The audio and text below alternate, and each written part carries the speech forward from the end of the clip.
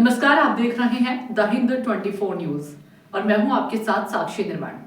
आइए नजर डालते हैं आज की कुछ बड़ी खबरों की ओर। पंचकूला सेक्टर 15 के वृद्धाश्रम में अनमोल दिशाएं सामाजिक संस्था ने बुजुर्गों के संग लोहड़ी उत्सव आयोजित किया। कार्यक्रम में लोहड़ी जलाई गई और गचक, रेवड़ियां आदि वितरित किए गए। इस शुभ अवसर पर वृद्ध आश्रम के बुजुर्गों के साथ उक्त संस्था की अध्यक्षा सुनीता एंजेल एवं MDC सेक्टर 5 पंचकूला से रंजना सैड़ी, कुसुम लता, ऋतुमाला, विक्रांत बाबाजी, नीलम धारीवाल डेरा बस्सी, राज माही से 37 चंडीगढ़, गीता लाड़ी पुलिस लाइन से 26 चंडीगढ़ आदि गणमान्य उपस्थित रहे। रेड क्रॉस शाखा पंचकूला द्वारा संचालित उक्त वृद्ध आश्रम में उक्त संस्था द्वारा वहां समय पर मातृ दिवस, दिवाली व जन्मोत्सव आदि कार्यक्रम आयोजित किए जाने की भी जानकारी दी गई। अपना परिचय दीजिए, किस संस्था से है और क्या मैसेज रहेगा आपका? मेरा नाम रीशु कौर है, मैं पटियाले से हूँ और मेरा अपना बिज़नेस भी है, मैं जॉब भी करती हूँ। तो मेरा वेडिंग बॉक्सेस का बिज़नेस है और मेरा एक टैंक कवर्स का बिज़नेस है और मेरी एक संस्था है वुमेन को लेके, ट्विन नोवा नाम से चलती है, जिसमें हम जो लेडीज़ हैं जो खुद से पैसे खर्च के काम नहीं कर सकती हैं उनको हम रोज़गार देते हैं, उनको अपने साथ जोड़ते हैं, उनको कमाने का मौका देते हैं। मैम, जो आप ये मौका वुमेन्स को देते हैं, जो कई लेडीज ऐसी हैं जो वे घर से बाहर नहीं निकल सकती, तो उनके लिए उनको हम घर बैठ के देते हैं मौका, वो घर बैठ के कमाएं। हमारे पास कई ऐसी चीज़ें हैं जिन्हें वो घर बैठ के शुरू कर सकती हैं। कुछ ऐसे प्रोडक्ट्स हैं जो घर बैठ के वो बना सकती हैं और उन्हें हम मार्केट में सेल करते हैं। आपका क्या मैसेज रहेगा युवा पीढ़ी के लिए, विशेषकर महिला वर्ग के लिए? युवा पीढ़ी के लिए मेरा ये मैसेज है कि वो हमारे सभ्याचार के साथ जुड़े। हमारा पंजाबी विरसा, जैसे लोहड़ी एक फंक्शन है वो पंजाबियों के लिए है, तो हम चाहते हैं कि जो युवा पीढ़ी है जिनको लोहड़ी का महत्व ही नहीं पता, वो हम पंजाबी विरसे के साथ जुड़े, पंजाबियत के साथ जुड़े। क्या हमारी पंजाबी है, हमारा विरसा क्या है बेसिकली। और वुमेन के लिए मेरा ये है कि वो बढ़ चढ़ के हिस्सा ले। बात पैसों की नहीं होती कि ठीक है आप नहीं कर पा रहे, तो ऐसी ऑर्गेनाइजेशंस के साथ जुड़ें जो उनकी हेल्प कर सके और आगे निकलें, बढ़ें और अपनी मतलब एक सेल्फ कॉन्फिडेंस अपने अंदर वो लेके आए।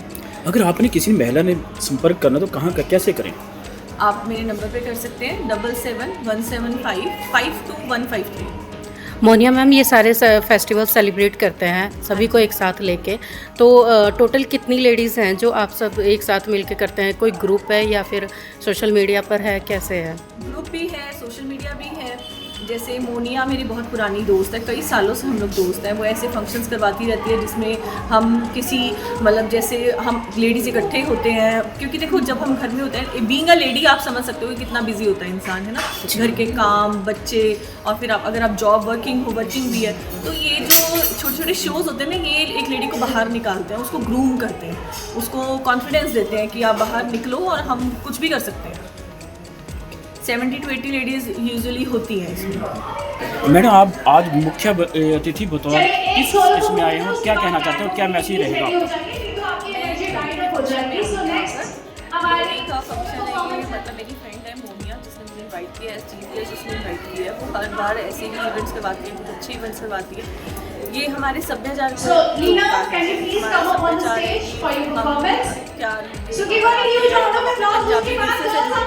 सबसे बड़ी बात ऐसा शो है जिसके थ्रू हम आपस में मिलते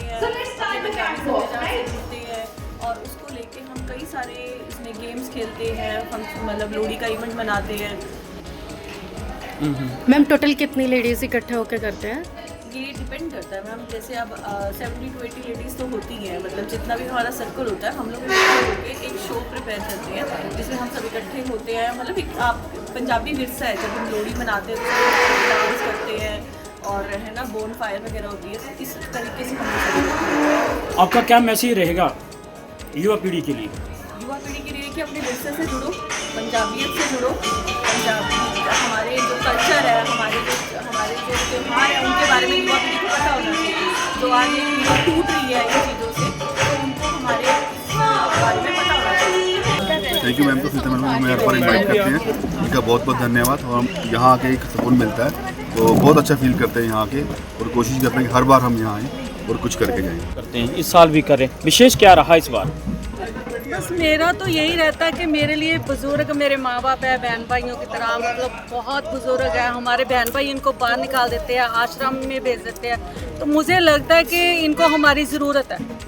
हो सकता है आने वाले टाइम में हमारा बेड भी यही हो, क्योंकि आज के बच्चे समझने वाले नहीं हैं, आज के बच्चे यही कर रहे हैं। बाकी ये बोलेंगे। आपका क्या मैसेज रहेगा? मेरा मैसेज सबसे पहले तो मैं सुनीता का बहुत बहुत थैंक्स करूँगी, धन्यवाद करूँगी, जो सोसाइटी को जोड़ती है इन जैसे लोगों को जिनको हमारी ज़रूरत है। ये हर साल प्रोग्राम करवाती है, और यही नहीं, ये और भी जैसे गरीब बच्चों का हर फेस्टिवल में ये आगे रहती है, और हमें इससे बहुत प्रेरणा मिलती है इससे जुड़ के।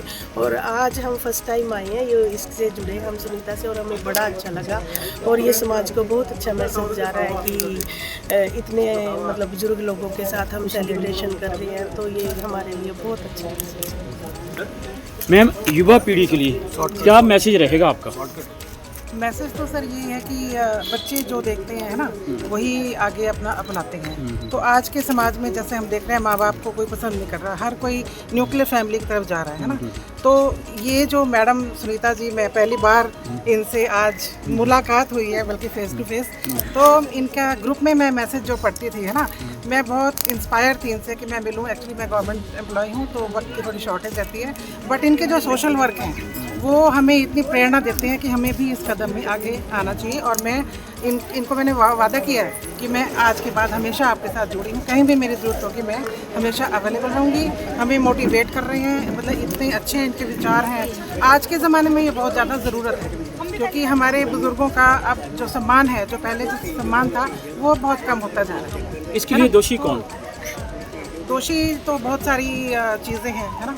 जैसे समाज, हम टेक्नोलॉजी की वजह से हमारा सब चेंज आ रहा है, लेकिन उसकी साथ साथ और भी कई नेगेटिव चीज़ें जो है वो साथ आ रही हैं। बच्चे आजकल अकेला रहना पसंद करते हैं, और पेरेंट्स को पसंद नहीं करते साथ रखना, उनकी आज़ादी में खलल पड़ता है, और इसलिए ये सब हो रहा है। बट ये बहुत गलत है। कल को हम भी बड़े होंगे, है ना, हमारे साथ भी यही कुछ होगा। तो इसलिए जो सुनीता जी कदम उठा रही हैं, उनको कितना आज अच्छा लगा होगा, इतना सम्मान उनको दिया है इन्होंने, तो बहुत खुश होंगे। सबसे पहले तो मैं आपसे धन्यवाद करती हूँ। मैं पहली बार यहाँ पे आई तो मुझे बहुत अच्छा लगा। मेरा कहना ये है कि हमारे पास भी हैं जोड़े, सबके पास साथ में, तो मैं उनकी अच्छे से सेवा करनी, वो हमारी जड़ी। थैंक यू करेंगे सुनीता जी का, जिन्होंने हमें यहाँ इनवाइट किया, और हमें बहुत अच्छा लगा अपनी माताओं बहनों से मिलके और बुजुर्गों से मिलके। और मैं तो यही कहना चाहूँगी कि किसी भी ट्री की अगर रूट्स ही स्ट्रॉन्ग नहीं है तो वो परिवार कैसे बढ़ सकता है। ये तो एक ट्री के रूट्स के बराबर है बुजुर्ग जो है हमारे, इनका तो बहुत ध्यान रखना चाहिए। बच्चे जो भी ये करते हैं ये गलत करते हैं, बिल्कुल गलत करते हैं। अब ये दरवाजे हमारे क्या घर के ताले होते हैं बुजुर्ग, तो इनको तो संजो के रखना चाहिए, इनको तो बहुत संभाल के रखना चाहिए। और कितना टाइम है ये, हम ये देखें कि कितना टाइम है, जितना भी टाइम इनके साथ हो हमारा वो बेस्ट टाइम होना चाहिए। Thank you so much and happy new year to everyone. जिसने आज हमें इस जगह पे सबसे मिलाया, बुजुर्गों से मिलाया, हम इसके बारे में नहीं जानते थे, पर सुनीता का थैंक यू, धन्यवाद बहुत बहुत, हमें ये रास्ता दिखाया। हम आगे से इसके साथ जुड़े रहेंगे, बुजुर्गों की सेवा करेंगे, और आने वाले बच्चों को भी ये ध्यान रखना चाहिए अपने बुजुर्गों का निरादर करने से पहले भी। आज हम इनको यहाँ पे भेज रहे हैं, तो आने वाले टाइम में हमारी भी बारी आएगी, उनको ये याद रखनी चाहिए। मैम, आपसे एक क्वेश्चन है कि जो बेटा होता है वो तो अपने माँ बाप को रखने के लिए तैयार होता है, लेकिन जो नुएं आ रही हैं वो उनको ज़्यादा इग्नोर करती है। नुओं को भी चाहिए कि जितना हम बड़ों के साथ टाइम गुजारेंगे उतना हमारा जीवन आगे सरल सरल बढ़ता जाएगा। बट वो इन चीज़ों को एक्सेप्ट नहीं करती हैं, फिर भी कितना ही समझाऊं उनको, उसके लिए क्या कहना चाहिए? क्या करें, ये बहू को बेटी बना के रखे तो हो सकता है वो चीज़ सेट आ जाए। मुझे लगता है कि बहू को बहू की तरह नहीं, बेटी की तरह रखना चाहिए।